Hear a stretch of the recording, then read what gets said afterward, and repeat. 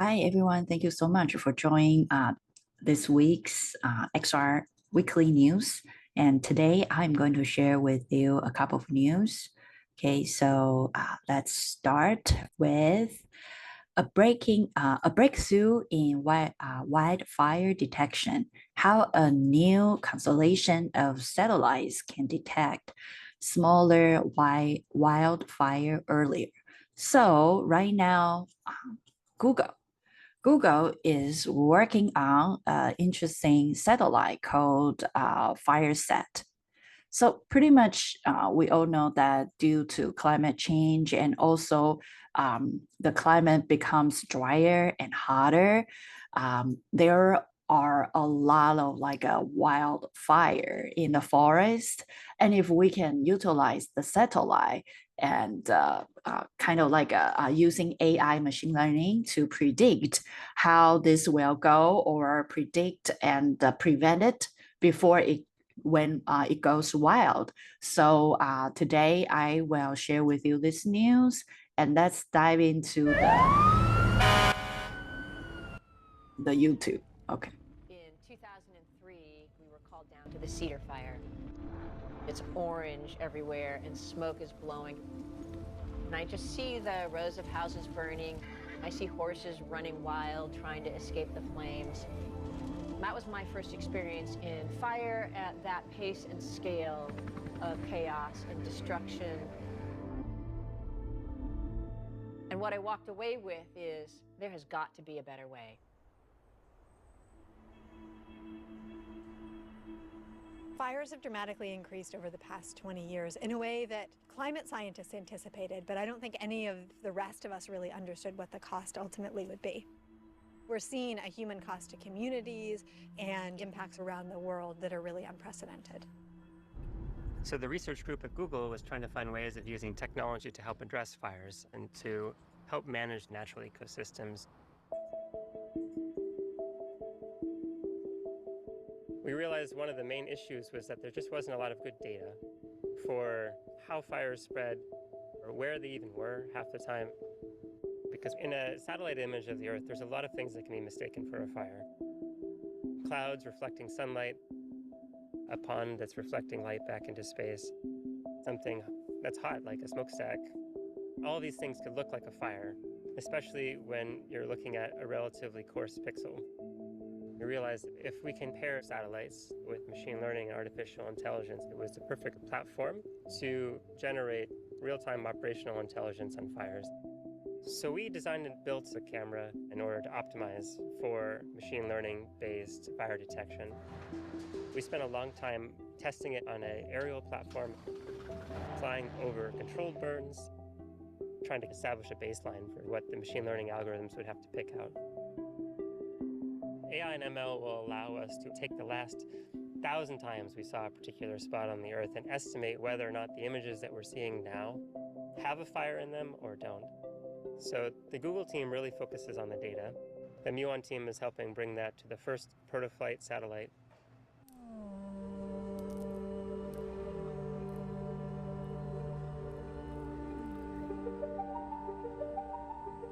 At Muon, we are designing, building, and will be operating the FireSat mission.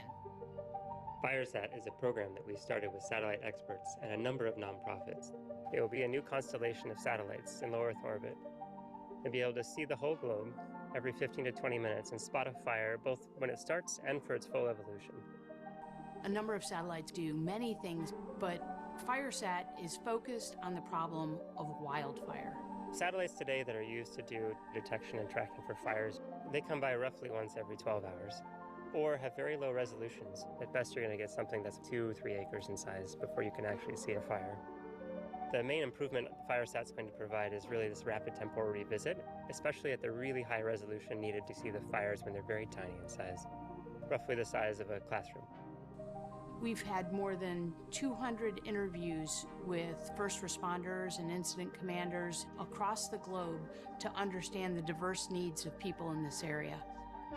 I was a line firefighter for decades, and I finished as the state fire marshal of California. So I was aware of some information gaps in the firefighting space.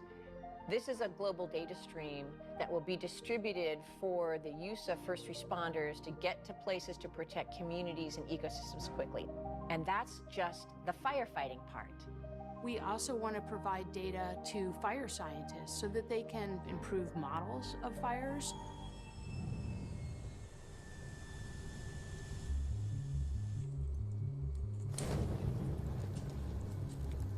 The foundation of all of our fire behavior modeling systems is the Rothermel fire spread equation, developed by Dick Rothermel in the 1960s based on experiments at this very laboratory. It's the foundation for firefighter training materials and for all of the modeling systems that people rely on to support decisions associated with fighting fire and fire management. One of the major limitations of it is that it doesn't explain how fires spread. It does not allow you to take into account the changing of fire behavior that goes along with changing wind conditions or changing moisture conditions or the variability in the vegetation or the fuel. We've been working towards replacing the Rothermel spread equation for many years. But one of the challenges is that the run times for this model are too slow.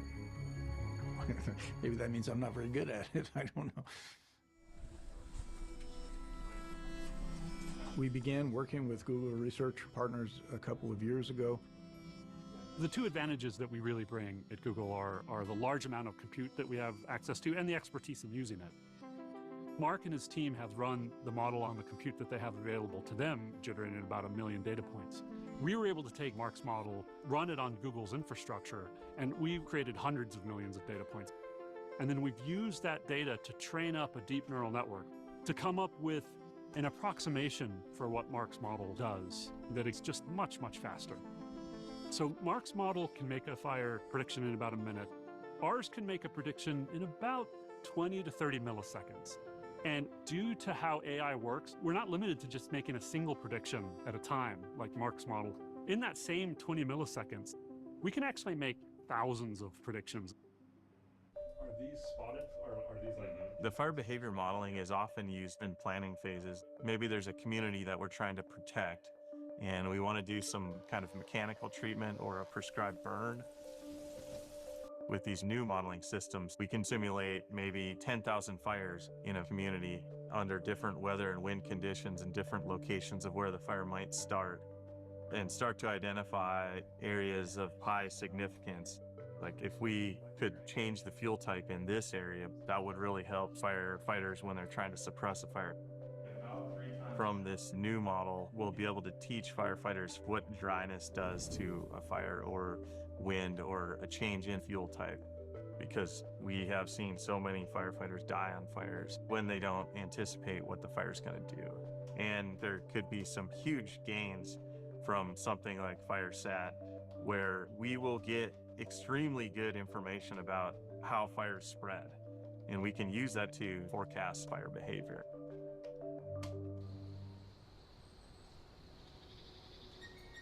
People turn to Google in times of crisis to get information about what to do next. And that's part of the reason why it's been so important for Google to have wildfire boundaries as a part of Google Maps and Google Search. Our wildfire boundary product shows wildfire boundaries using satellite imagery and AI. And what's so exciting about FireSat is that we can get a real step change and improvement in our ability to detect fires early and to detect small fires, which is very important for helping people stay as safe as possible. Our hope is that FireSat will shine a light where there wasn't one before, to really bring data to the world to make sure that everybody has equitable access to it and is able to actually achieve improvements to people's health and safety. We were doing a FireSat presentation back in Washington, D.C., and the head of the International Association of Firefighters, a Boston character, was sitting in the audience, and excuse me if I fumble my Boston accent, but he said, "You mean to tell me that we'll get satellites for just the firefighters? Just for us? That's amazing. I want that to happen." Yeah, so according to this video, we can see that Google's FireSat really helps to prevent kind of like a wildfire, and also by utilize satellite and AI and all the kind of like a knowledge that Google currently has, and pair up or like a working with the local fighters, it really can help to prevent the wildfire. So I think this is a great utilization for not only visualization, but also using AI to prevent the wildfire. Okay, so this is the first news. The second news is in the Washington Post. In the news, there is another interesting related to energy. Today, or like this week's news is all about energy. So the title is called "A Bottle of Water per Email: The Hidden Environmental Cost of Using AI Chatbots." So in short, it means that we use ChatGPT to compile our emails, to do a lot of different things for us. However, the team, the Washington Post, the team work with researchers at the University of California, Riverside to analyze, understand how much water and power OpenAI's ChatGPT. So they do a small test, for example, like by conducting a 100-word email generated by AI chatbot using GPT-4, how much water it requires to compile one 100-word email. So you might wonder why using water as measurement, because by running the AI command by every time when we ask ChatGPT a question, it goes to the cloud and go to the data center and runs through all the machines. So in order to cool down the data center, it requires water. So a 100-word email generated by AI chatbot using ChatGPT-4, it requires 519 millimeters of water. It's a little more than one bottle. So imagine every time when we want ChatGPT to reframe or rewrite, sometimes when I put like some keywords and wrote some kind of like approximately like my idea summary is for email, and ask ChatGPT to write me. And 100-word is a very short email. So 100-word, imagine we use it as one question. It requires one bottle of water to cool the data center down. So if you see this, they did the calculation. So once weekly for a year by 1 out of 10 working Americans. So they did the math, requires this big number liters equals to the water consumed by all Roland Islands household for 1.5 days. So imagine we just wanna write an email, right?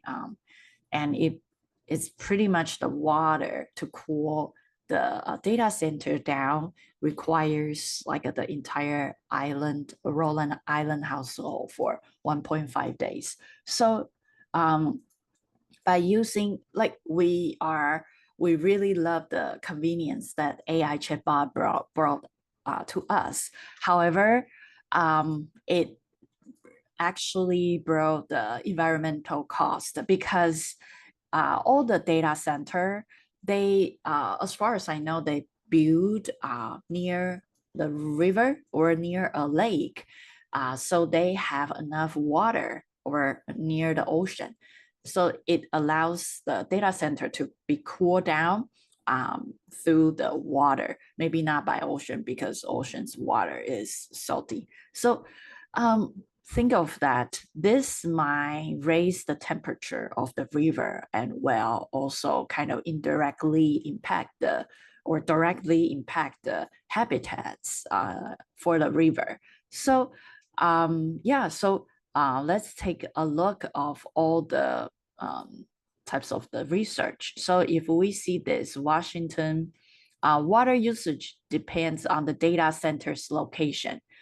Millimeters of water requires for AI chatbot using GPT-4 to generate a 100-word email by location of data center. So we can see that just by typing a very simple prompt, it costs a lot of water just to cool down the data center. Okay, let's see how much query draws in electrical power. So what we just measured is how much water to cool down the data center. Now we were talk about the separate things, which is how much energy to run this, because we need energy to run the prompt, and also the heat. We need water to cool down. So we need to think of the water side and also the energy side. So besides the water cooling down the data center, we need a lot of energy. So for example, a 100-word email generated by an AI chatbot using GPT-4, it requires 0.14 kilowatt hours of electricity, equal to powering 14 LED light bulbs for 1 hour. So, which means that if you ask ChatGPT to generate a 100-word email, that energy equals you turn on your LED lights in your household, 14 of them for 1 hour. So it required a huge power just to power up that AI chipbot. So let's make it in a more like a large scale. So once weekly for a year by 1 out of 10 working Americans requires, this is a big number, it's approximately 120K megawatt hours, equals to the electricity consumed by all DC households for 20 days. So imagine you just want to ask ChatGPT to write an email, but after a year, it equals entire kind of like a DC households, just allows them to power like 20 days. So yeah, this is like this data shows us that while we are enjoy how convenient that AI brought to our life, the energy and the water, which means that it might directly impact to the nearby, like the data center nearby habitats, this will cause a huge impact. So yeah, so we can see that all the energy we can change to some different numbers for us to easily visualize. So for example, Microsoft data center used 700,000 liters of water while training GPT-3. So for the data, we just talk about how it was being used, right? And how to train them, it also requires a lot of data.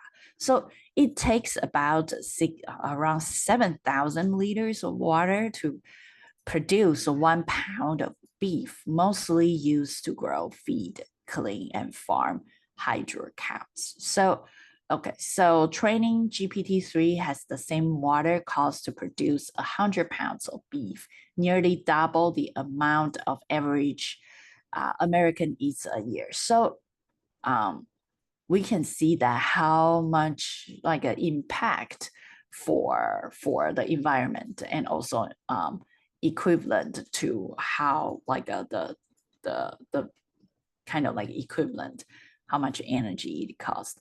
Meta used 22 million liters of water training its Llama 3 open source AI model. So It takes about 5,000 liters of water to produce 1 pound of rice, which is grown almost completely submerged under the water. So we all know that while growing rice, we need a lot of water. So to kind of put the rice kind of in between waters, right? So Llama 3 water cost equals about 5,000 pounds of rice, which about 164 American consume in a year. So let's look at all those like big numbers. So when we think of all the environment impact for either ChatGPT or Meta's open source Llama AI model, we understand that it actually for example, like in July, Google released its most recent environmental report showing its carbon emission footprint rose by 48%, largely due to AI and data center. It also replenished only 18% of the water it consumed, a far cry from the 120% it has set as the goal by 2023. So AI accelerate our carbon emission, and also it consumes much more energy that originally can provide like a household or like a state, right? So we need to think more about how can we not only enjoy the convenience of AI, but also think of how we can, because right now energy means that powered, we can, if a company has more energy or can own the energy, that it means that it can power more AI bots, right? So because AI bot really requires a lot of energy. So tech companies such as NVIDIA will keep creating computer chips that generate more kilowatts of power per serve to do more computations. So the rapid rise of AI has dramatically changed the trajectory. And also we had a lot of challenges for both energy consumed and also not only energy, but also water. So talk about the water and energy. I want to talk about another news which is highly related. So in Wall Street Journal, the title is Three Mile Island's nuclear plant to reopen, help power Microsoft AI Center. So pretty much the 20-year deal with Constellation Energy will kickstart the state of the nation's worst nuclear accident. So back in the past, the 3 Mile Island, the nuclear plant, had an accident, which was kind of like something meltdown inside the plane. And Microsoft had a deal with the original company and wanna reuse that kind of like the power plane. Okay, so we can take a look of this YouTube video to learn more about the previous incident. And also this news talks about Microsoft want to revive that kind of like a previously had an accident types of nuclear power factory, and they will turn it to power ChatGPT or like a Microsoft's AI. Okay, so let's dive into the previous incident. Down in 1979. So we had a 1-unit plant whose costs were higher than the 2-unit plants of the area, and were higher than the almost nearly free natural gas going into natural gas plants nearby. Welcome back to Decouple.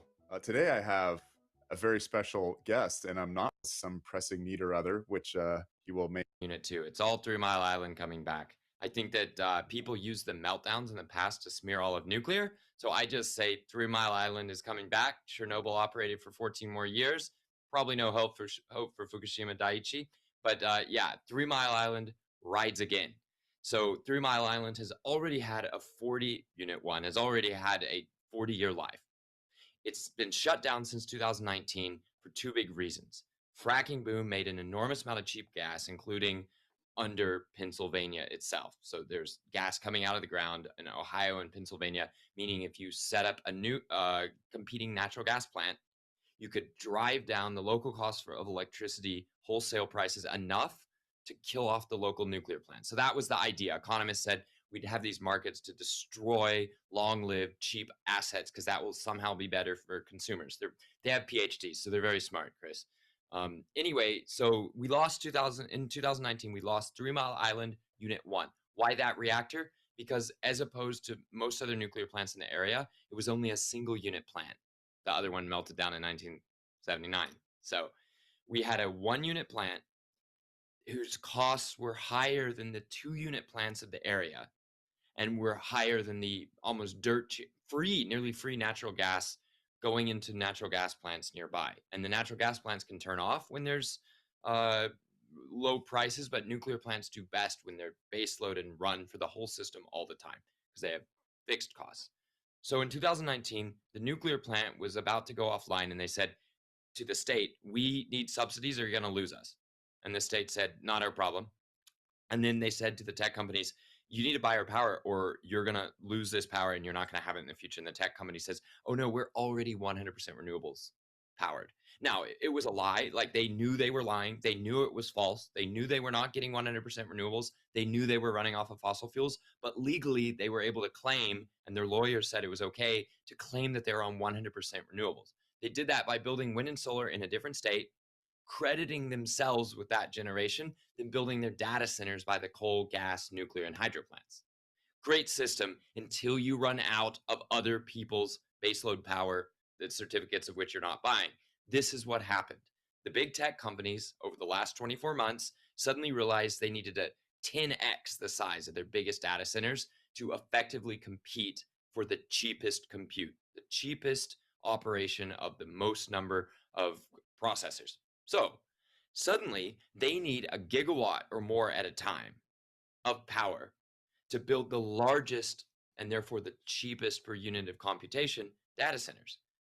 But they've absorbed almost all the excess available in the market, and they can't just snap their fingers and bring through existing transmission lines another gigawatt of power. And they certainly can't gather up from renewables here, renewables there, and flow it all to a single point in space, like a single data center, and know for a fact they're going to be able to deliver all that power at a price anywhere close to what the power purchase agreements were for the wind and solar that's getting built.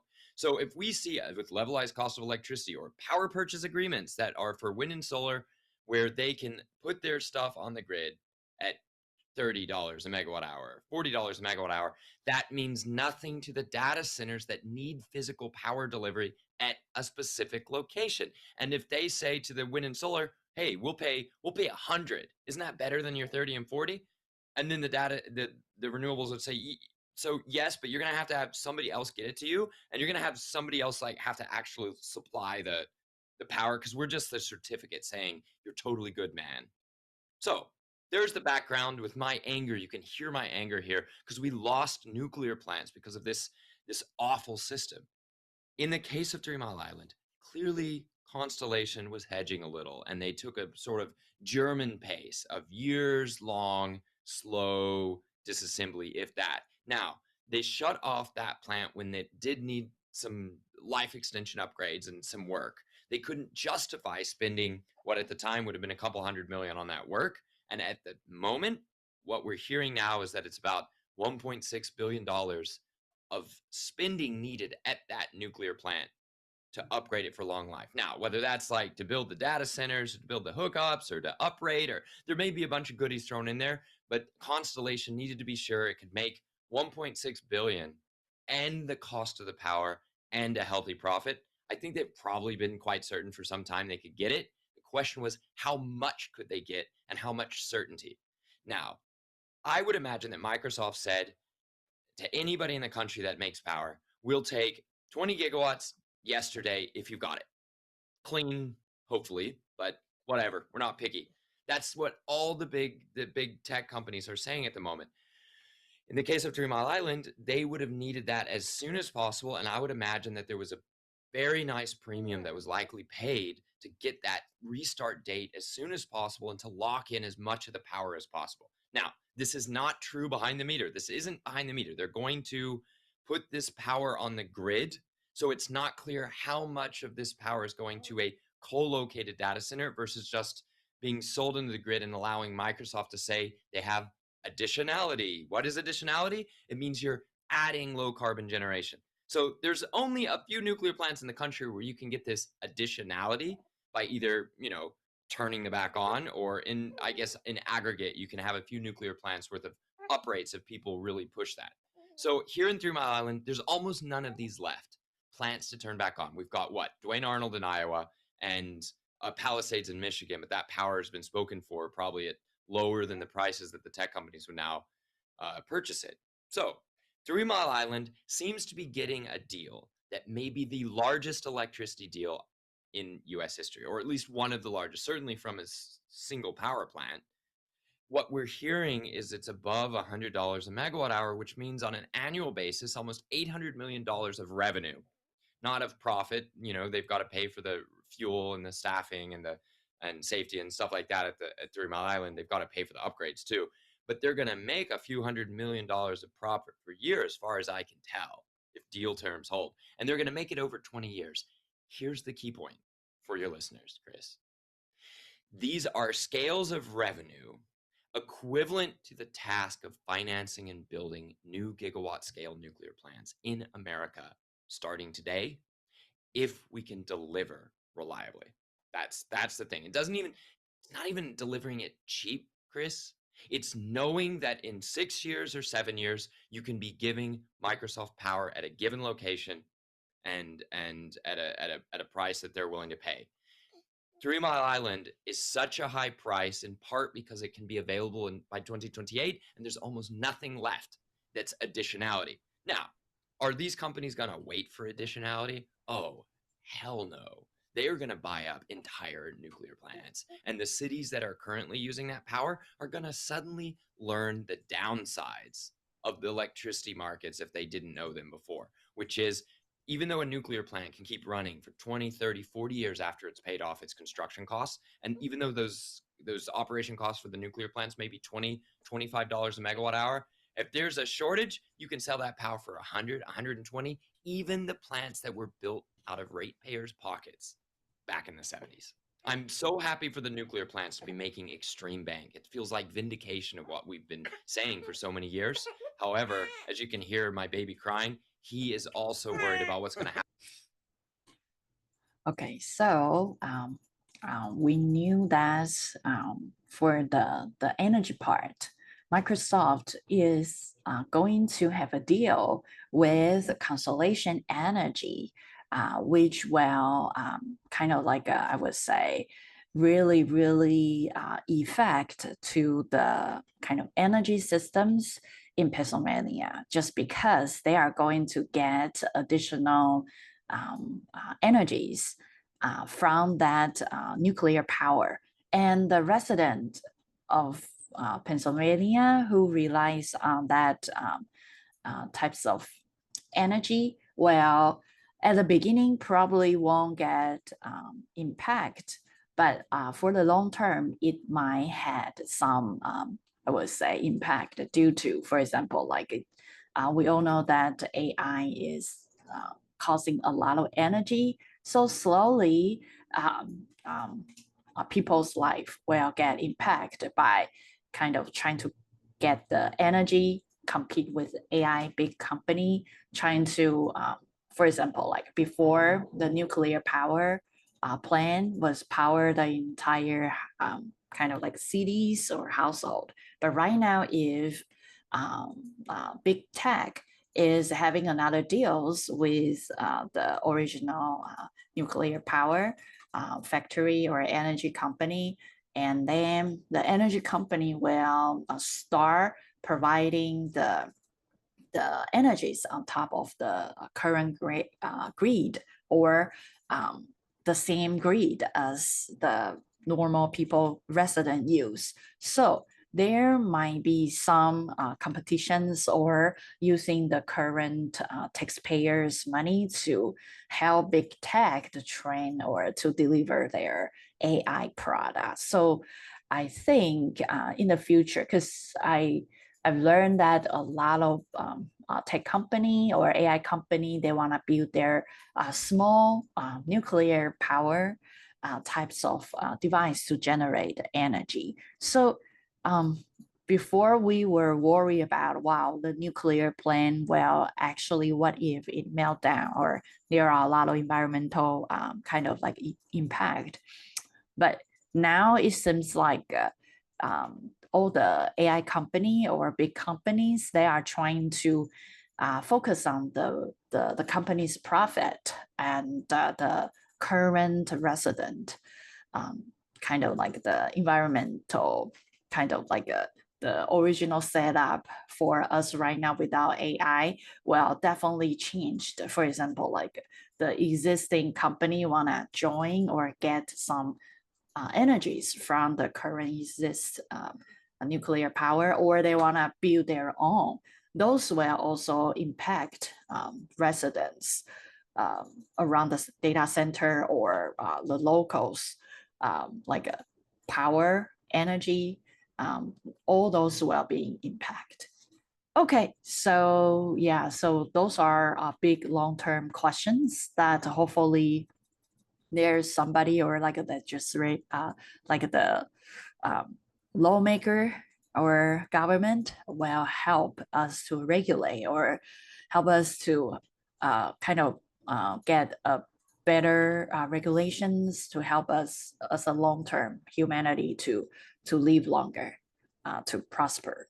Because right now it seems like there's no certain regulations to regulate the energy and power, and all the tech company want to get the most profitable things out of the current taxpayers, kind of like a existing I would say infrastructure. So we need to make sure that both environmental kind of assessment and also the resident, their rights or their current life is not being impacted by those big companies join and share, or on top of it build another additional one. And it might cost, because we haven't had this types of like we haven't had some tech companies or AI bot in the past that require so much energy. So something might break or something might cause in